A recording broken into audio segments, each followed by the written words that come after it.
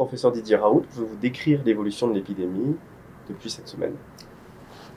Alors, incontestablement, le nombre de cas attestés et le nombre de cas détectés, de cas nouveaux, augmente.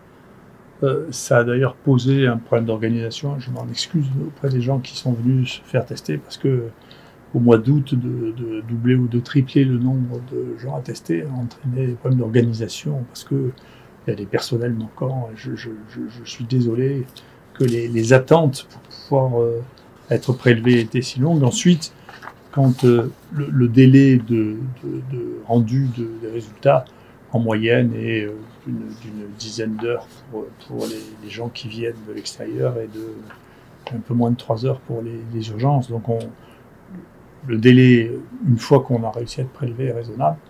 Mais tout le problème, c'est l'organisation avant. Quand il y a plusieurs centaines de personnes qui arrivent, il faut changer la méthode d'organisation. C'est ce qu'on a fait petit à petit. Je pense que ça marche mieux depuis quelques jours, grâce d'ailleurs à l'aide de nos partenaires et grâce à l'assistance publique qui nous a mis à disposition du personnel. On a ouvert les plages horaires et je pense qu'on arrive à faire les choses raisonnablement. Il faut faire attention, d'ailleurs, en même temps, on a beaucoup de PCR contrôlés qui sont positives en dehors. Il faut faire attention, tout le monde a les mêmes critères et nous, on a entre 30 et 40% de PCR positifs qui viennent se faire contrôler, qui sont négatifs en réalité. Et donc, il faut faire attention, on le signale à nos autorités qu'ils ne soient pas comptés comme des nouveaux cas. Ces nouveaux cas comme ça, c'est pas la peine de faire des faux positifs. Il serait intéressant qu'il y ait une harmonisation là, des résultats, parce qu'il y a des résultats qu'on voit rendre qui sont juste impossibles. On sait qu'à cette dilution-là, il n'y a plus de séquence virale. Donc, c'est des erreurs. Hein. Il faut mettre ça en place. Bon sang, c'est un problème d'erreur qui est à régler. À côté de ça, le nombre de décès chez nous, d'abord, n'augmente pas. Sur cette période qu'on estime avoir commencé aux alentours du 15 juin, qu'on appelle le deuxième acte, il y a eu 2953 personnes qui ont été positives, dont 9 sont mortes ici ou ailleurs, avec 0,3% de mortalité, ce qui fait une mortalité très faible. Et parmi les gens qui ont été traités par hydroxychloroquine, azithromycine, il y a eu un mort. En plus de 3 jours, il y a eu un mort, ce qui fait 0,06%. Et c'est ce que traduit aussi les statistiques nationales où la mortalité n'a pas varié d'une manière significative depuis, au contraire, elle a diminué. Pour l'instant, on ne voit pas du tout de remontée de la mortalité. Peut-être que ça arrivera, l'avenir est imprévisible. Quant au nombre de morts, on a fait l'analyse, nous, maintenant, de tous les patients hospitalisés. On a eu à peu près 1000 patients hospitalisés, un peu moins. Il y a eu 55 décès, je vous les ai dit auparavant. Et avec une moyenne d'âge des décès de 81 ans. Hein, donc c'est une maladie des sujets très âgés. Et il n'y a eu qu'une personne qui soit morte à moins de 60 ans, qui avait 59 ans. Tous les autres avaient plus. Et il y avait 60% de gens qui avaient plus de 80 ans. Donc c'est une maladie des sujets âgés. Malheureusement, les sujets de cet âge sont très fragiles. Si en plus ils sont obésodiabétiques, alors il y a une surmortalité qui est importante, mais qui est celle de toutes les infections respiratoires de tous les ans. Je ne suis pas sûr que ça changera beaucoup à la fin de l'année. Voilà. Et donc sur l'ensemble de ce que nous avons eu, voilà, au total, et jusqu'à maintenant, on a eu 7500 personnes positives qui sont passées par l'IHU, dont 171 sont morts ici ou à l'extérieur dans l'assistance publique ou ailleurs. Et on a traité 4756 personnes, dont 19 sont morts par hydroxychloroquine et azithromycine. Donc se pose la question, compte tenu du fait que il y a peu ici de sujets jeunes, il y a des endroits dans lesquels il y a une mortalité plus importante des sujets jeunes, hein. Mais ici il y a une très faible mortalité, de savoir s'il faut continuer à donner hydroxychloroquine, azithromycine. La réflexion qu'on a, c'est qu'il apparaît de plus en plus dans cette maladie qu'il y a des auto-anticorps, c'est-à-dire que les gens sécrètent des anticorps contre eux-mêmes. Et parmi ceux-là, il y a les anticorps qu'on trouve dans le lupus, qui s'appelle lupus anticoagulant, et qui donnent des coagulations anormales, qui risquent de donner des embolies pulmonaires. Et le traitement de ça, des anticorps anti-lupus, c'est l'hydroxychloroquine, c'est le Plaquenil, c'est pour ça qu'on le prescrivait avant le Covid. Donc, comme on trouve ça dans un nombre vraiment significatif de cas dans la période actuelle, pour nous, il n'est pas question d'arrêter, d'autant qu'il est sorti très récemment un travail chez les multicentriques dans un des meilleurs journaux de cancérologie qui montre un gain de mortalité de 60% si on donne de l'hydroxychloroquine aux gens qui ont un cancer et un Covid par rapport aux gens qui n'ont pas d'hydroxychloroquine. Donc il n'est pas raisonnable de s'arrêter. Voilà. Comment expliquez-vous de telles discordances entre les résultats trouvés par des méta-analyses réalisées par différents chercheurs en Europe?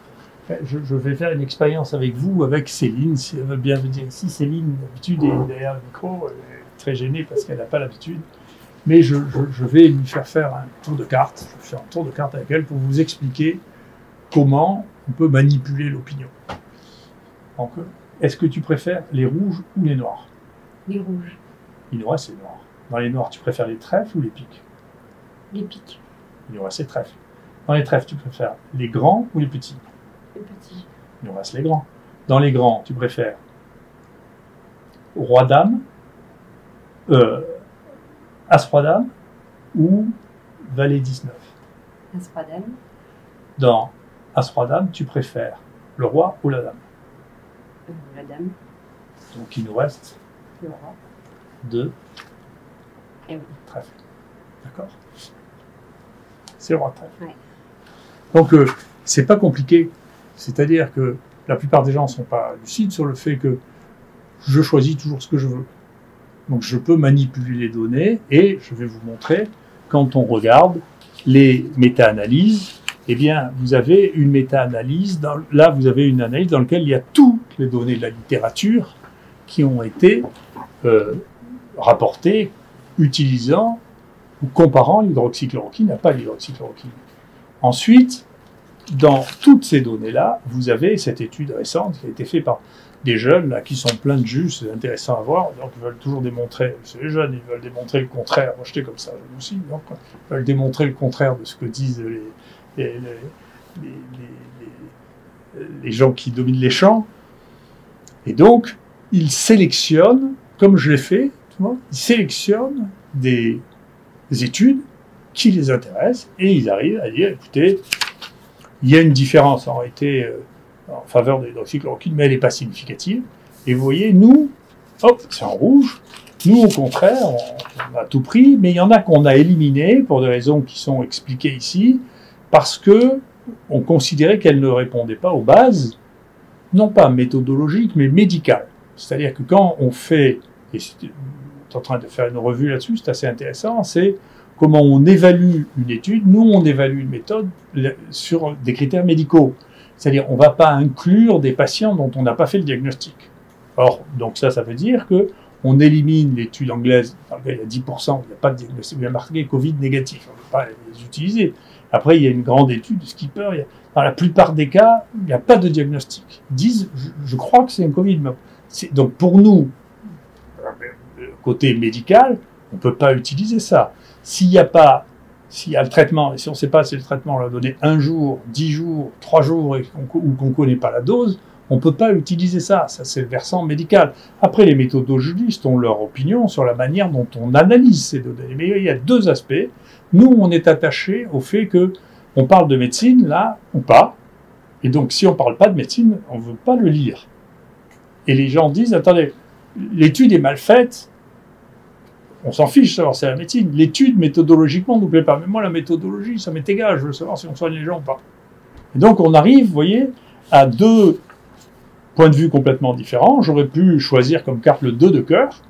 Et donc, je serais arrivé au 2 de cœur pareil. Et donc, eux, c'est le 2 de cœur. Et moi, c'est le roi de trèfle. Et donc, j'ai choisi, je suis arrivé au roi de trèfle parce que les critères de choix que j'ai eus sont faits au fur et à mesure. Donc, il faut faire attention.